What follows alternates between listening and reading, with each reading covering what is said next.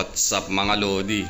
Dito na naman si Janong Balatong aka Boy Ulam Lutong Bahay on Facebook. So gawa to tayo ngayon ng fried tilapia with pakboy sauce. So itong tilapia natin nilagyan ko lang siya ng salt, dry, then salt, then fry lang natin. And that's all.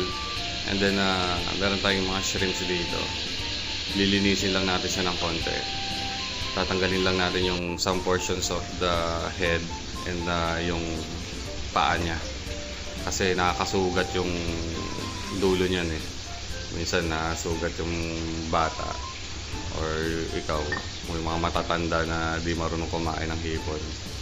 Yan, gugupitin lang natin yung sharp edge niya, and then at the same time magiging open na rin yung head niya na mas madaling lumabas yung katas ng hipon at sumama dun sa sauce natin. So guys, kaya ako tinawag na pakboy sauce to kasi yung sauce na to is kumbaga, alam mo yung tao na banat ng banat lang. Kumbaga yung pag may kumapit na lumapag na bigas sa harap mo sunggab ka agad na parang manok na tumutuka. Ayun yun. Kumbaga kain ka ng kain, kahit hipon, kahit mukhang hipon, basta makadali lang. Joke lang. Hindi, yun nga.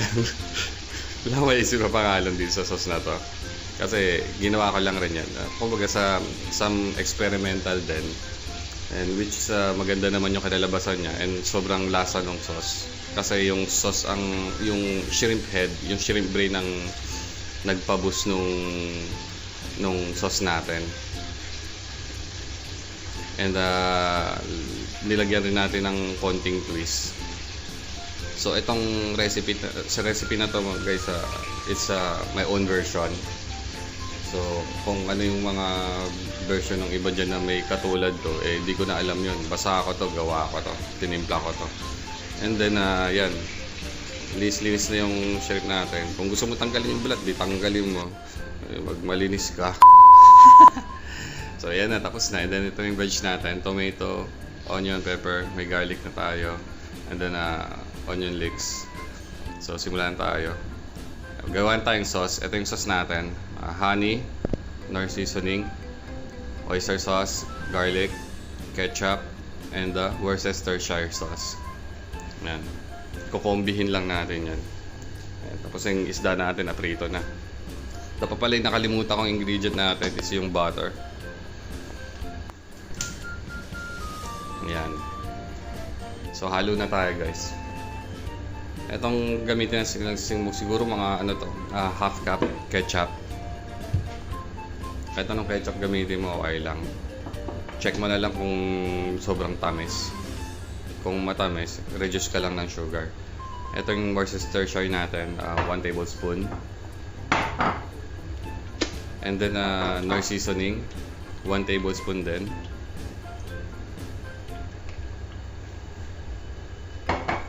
Yan. Kuha tayo ng another spoon. And then lagyan natin siya ng 1 tablespoon ng honey. So magiging sweet, sour, and salty yung sauce natin. And then magpapasabor rin nun is yung shrimp head natin, yung shrimp brain. And then garlic powder. Kung walang garlic powder, fresh garlic, okay lang din. Gusto mo naman maanghang, lagyan mo siya ng chili powder, chili flakes, o more on Tabasco. Ako di ako maglalagay na nun kasi may mga bata kakain. And then oyster sauce, 1 tablespoon again.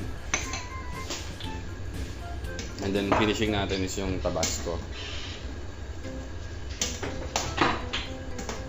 So yung natin, spiciness level natin depende sa kakain. Kung masili kang tao, gusto mo yung maanghang na maanghang talaga, di lagyan mo mga 1 tasang sili yan, walang problema. It's up to you. Kung mga child friendly, siguro mga 1 teaspoon okay na yan. Yan, mix lang natin yan. So done na yung sauce natin. Isa lang na tayo. Kawali, mantika, kahit anong mantika, Then lagay na yung bawang. Then gisa, and then yung shrimp natin. Butter. And then yung gulay natin. Hanggang maluto lang yung shrimp. Hindi natin siya i-overcook. Pati rin yung vegetables. Halfway lang siya.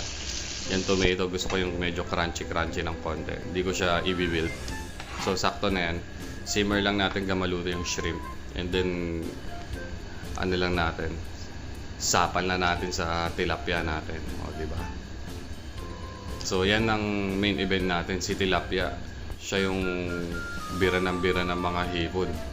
Basa katawan, tira.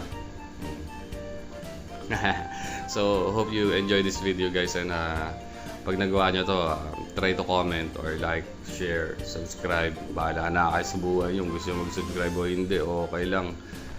Basta ako, nag-share lang ako ng mga recipes, mga random recipes. And hope you like this guys. And see you. Shut up. Dadagdag ulit tayo ng outro natin yung sa video. And thank you guys again.